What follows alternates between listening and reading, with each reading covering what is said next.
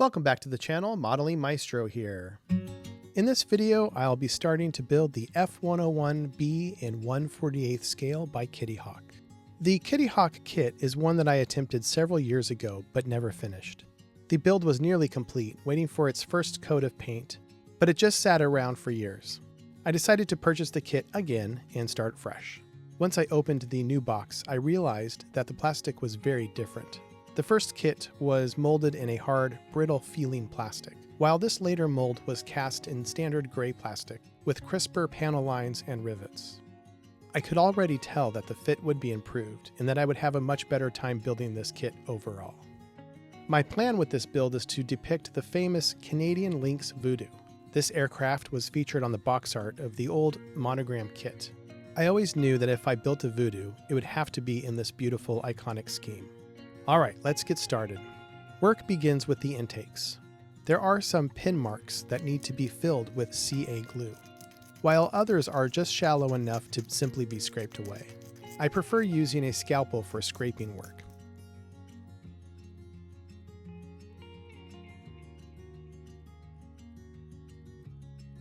Before the two halves of the intakes are joined, a slat is set in place. I recall from my first attempt at this kit that one slat didn't reach both surfaces of the intake very well. I'm not noticing any issues at the moment, but I'll have to wait until the intake is installed in the wings to see if further filling is necessary.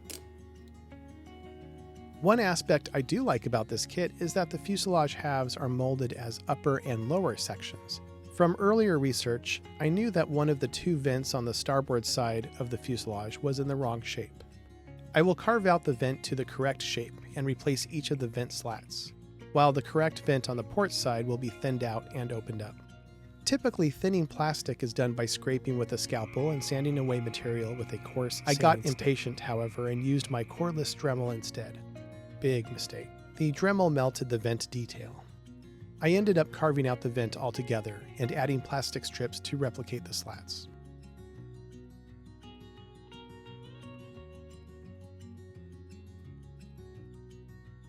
Once that was done, I scraped away the formation light panels, 3 on each side of the aircraft. Next, I airbrushed the interior of the intakes white, painted, and attached the engine fans. No glue was needed since the fit was snug due to the paint layers. Now I was ready to tackle the incorrectly shaped vent on the port side. The circular opening should actually be an oblong pill shape. I started by drilling holes, then sliced between them with the blade to remove material. Once the shape looked correct, I filled the old vent with CA glue and sanded it flush. Now came the tricky part. I cut small slats from thin plastic strip. Instead of carefully measuring each piece, I quickly cut many small strips around to the right size. That way I had plenty of options and could pick the closest fit. I kept Tamiya extra thin cement handy, first dry fitting a piece, then applying a dab of cement and placing the strip at the right angle. The work was tedious, but worth it. Later, I will add one very thin strip to run horizontally across the slats. Next, I glued the forward positions of the intakes to the air scoops. While those dried, I moved to the fuselage air brakes. The inner detail is nice, but the molding process left several sink marks on the outer surface. I simply filled the dimples with CA glue and sanded the surface smooth. Then I encountered the rings that fit inside the burner cans. One was misshapen due to short shot molding. Thankfully, having extra pieces from my earlier kit really came in handy. That first kit also had a misshaped ring, but between the two sets I had 2 good ones. As the intakes came together, I found that the slats still came up short of the intake surface. After considering several options, I decided the best fix was to add a square styrene strip. I dry fitted it against the slat, trimmed it with a scalpel, and glued it in place with CA. I then applied a small amount of Vallejo putty, which is easy to clean up with a moistened Q-tip. I built up and smoothed several layers until I achieved a seamless shim. Finally, I sprayed the bare plastic with a light coat of white paint, being careful to avoid overspray on the engine fans. After all of that, it was time to start on the cockpit. There were 2 prominent pin marks on the rear bulkhead, which I covered with styrene squares.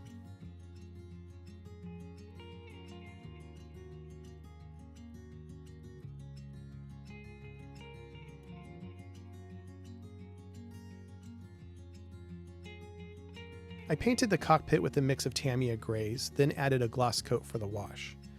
My wash is a usual mix of Turpenoid and Winsor & Newton Artist oils to make a dark gray sludge. I added a slight red tint to match the gray found on the 3D decals.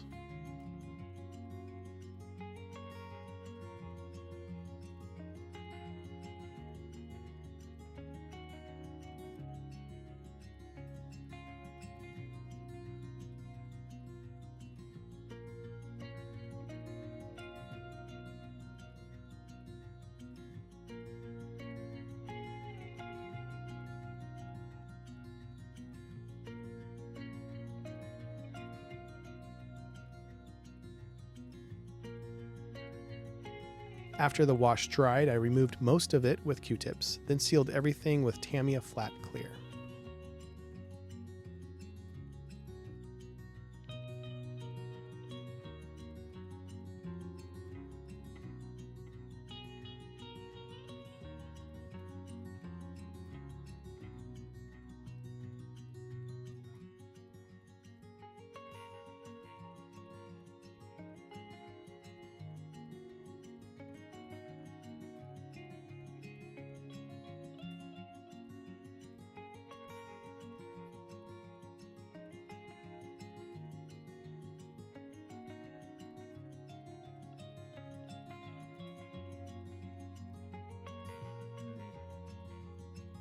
The Kittyhawk kit includes photo-etched control panels, which aren't terrible but lack detail.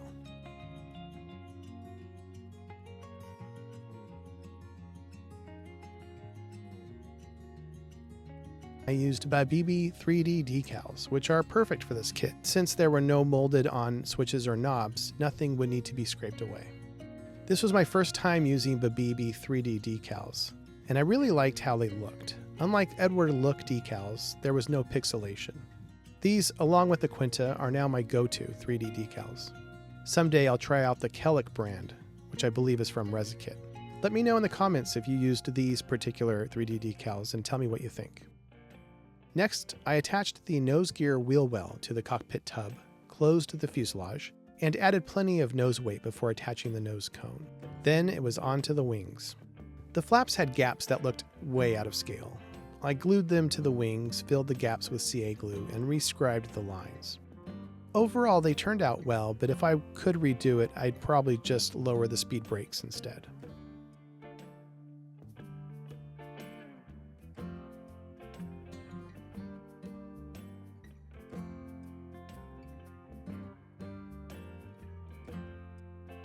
If you would like to purchase this kit or any of the tools that I use in these videos, go to the description and click on the links. Any purchases will benefit this channel greatly. Thank you.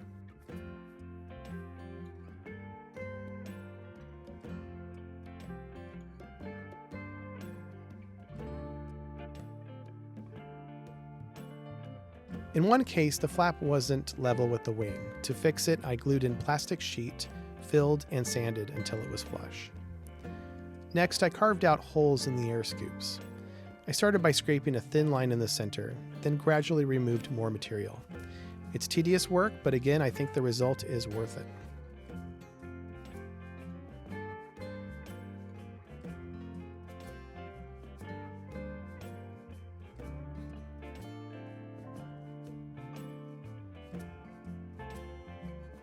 With the wings ready, I attached them to the rear fuselage, and then joined the forward fuselage. This step was tricky because of the nose weight. I felt that simply applying Tamiya extra thin to the seam might not be strong enough, so I reinforced the joint by gluing plastic strips inside on each side. I added a few spots of CA glue for extra strength, then closed it up with Tamiya extra thin. This extra bit of surface area should keep the model solid. The model is now complete and is ready for a first coat of white. I used Tamiya XF2 for this color. When using Tamiya paint in an airbrush, I typically use 50% paint and 50% thinner. For thinner, I prefer to use Mr. Color Leveling Thinner. This product is normally just called MLT in the modeling community. MLT is great for many model paint products, including those I've listed here. though I haven't used it for all of these products, so as always, it's best to test it yourself. The bottom of the model is painted first. I like to use this area as a bit of a test bed to ensure everything is working properly. Once that coat is drying, it's time to tackle the 2 ejection seats. The ejection seats supplied in the kit look decent, but I have yet to encounter a kit seat that couldn't be modified in some way. I decided to drill out the holes found at the rear of the seats. These holes are cleaned out with a knife, and the back of each panel is thinned out by scraping away excess material. This gives the rear of the seats a proper thin metal look. The seat halves were glued together using Tamiya Extra Thin. The ejection handles were removed and will be replaced with thin plastic strips.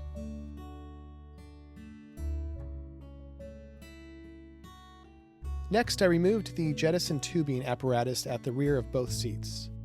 My preferences show that the tube is flanked by frames. To replicate these, I used polystyrene channels from Evergreen. These were cut oversized, then glued into position.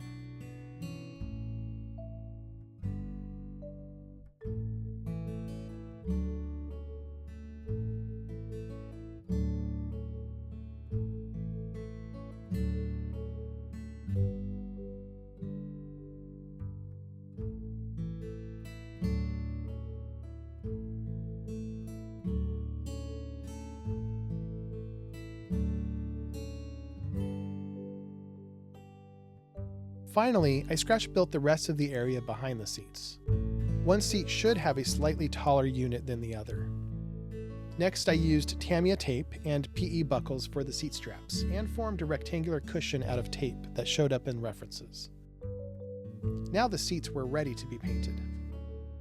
Compared to other ejection seats, those found in the F-101 have only a few colors, namely the main gray, green for lower cushions, beige for the straps, and red for the head and armrests. At this point, I sprayed the seats gloss, then after that dried, I began adding the oil wash. As with all of my models, I like to make my own washes.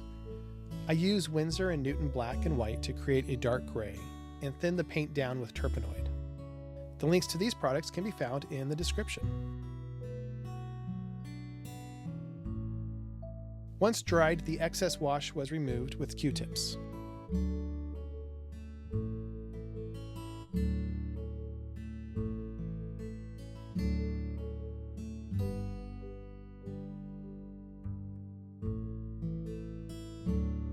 Lastly, plastic was used to create the ejection handles and painted yellow. I also decided to wind up some thin beading wire to create the hoses for the high-altitude helmets. Each seat had 3, and they were painted black, then dry brushed successive lighter green colors to bring out the ribbing effect. Next, after the final coat of white had cured, I masked off several areas of the model for the several black accents found along the plane. I used a combination of blue painter's tape, Tamiya tape for curves, and the standard yellow Tamiya tape. Tamiya XF1 was used for the black color.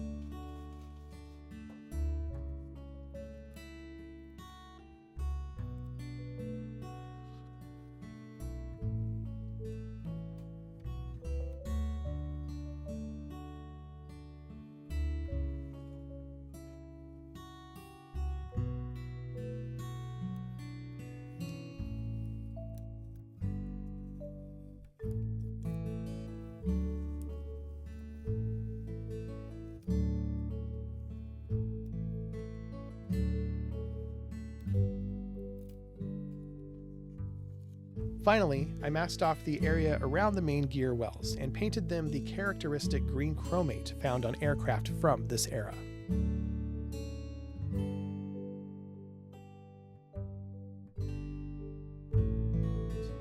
Next, the model received a few coats of Tamiya gloss in preparation for the decals, and eventually the oil wash. The decals were from a microscale set I got many years ago.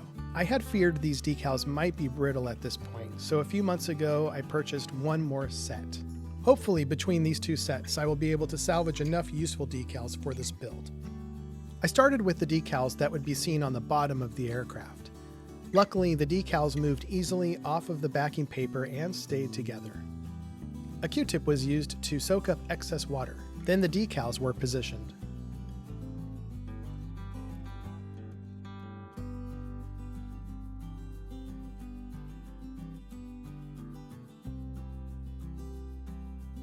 The rest of the decals went on without a hitch.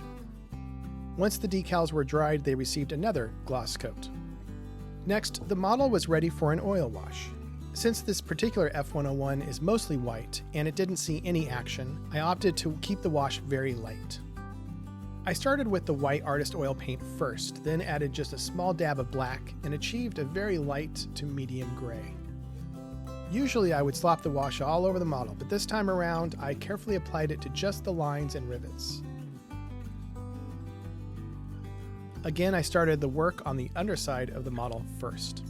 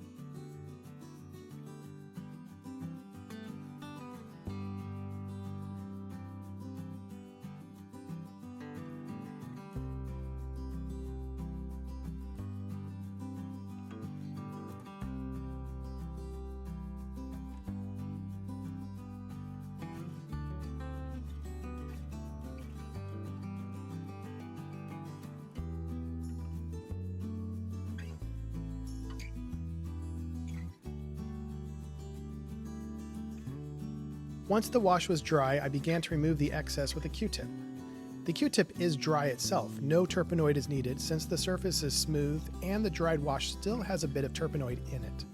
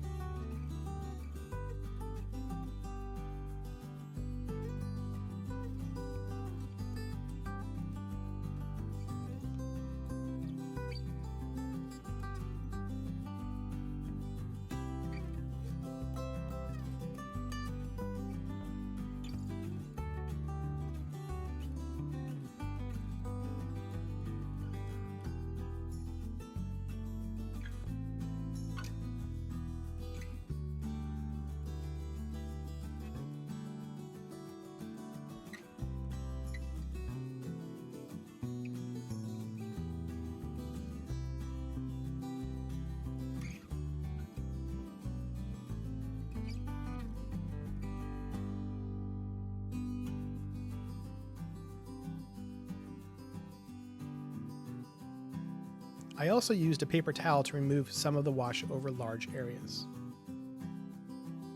I also applied and removed a wash on the wheel struts and wheel well doors and attached them to the model.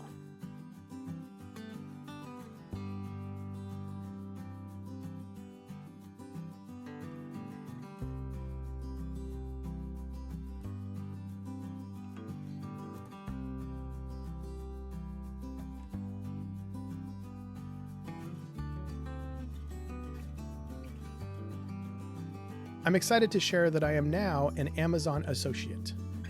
That means if you use the Amazon links in my video descriptions to purchase kits, tools, or equipment featured on the channel, I will earn a small commission at no extra cost to you. It is a simple way to support the channel while picking up the items that you already need. Thank you. The model then received light coats of flat and semi-gloss to create a more subtle sheen over the surface. I took great care to get the sheen just right, and I'm very pleased that the effect matches how the real aircraft looked. Now I get to remove the masking in the cockpit.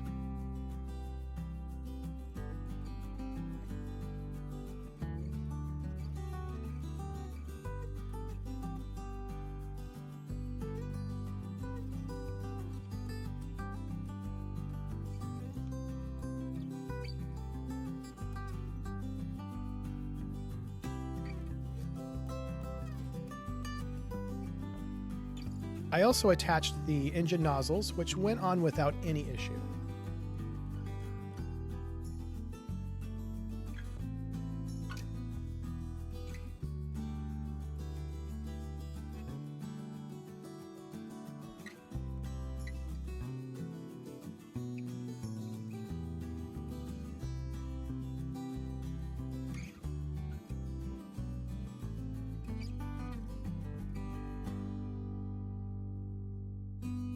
Next, I decided to scratch build the partition between the pilot and Rio cockpits. Kittyhawk strangely molded this piece in gray plastic when it should be clear with some framing on it. I cut out the shape from clear plastic and masked off the area for the frame structure. Then I sprayed the exposed plastic flat black. Here I am removing the tape from the piece.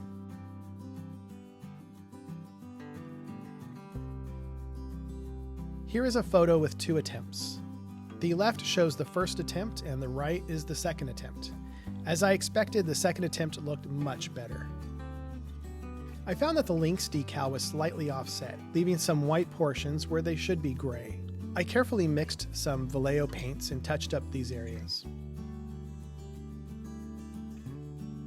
Next, the large canopy was painted and the masking removed.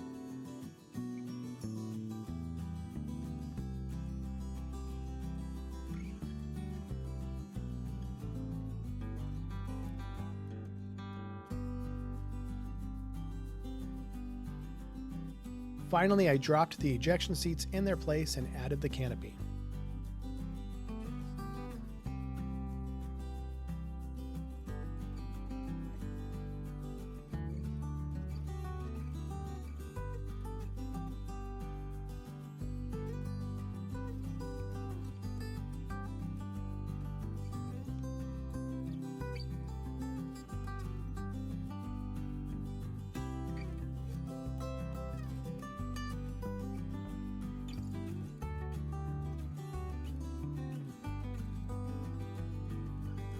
And here is the finished model.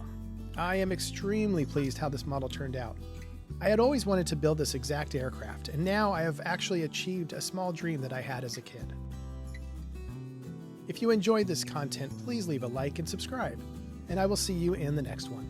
Bye.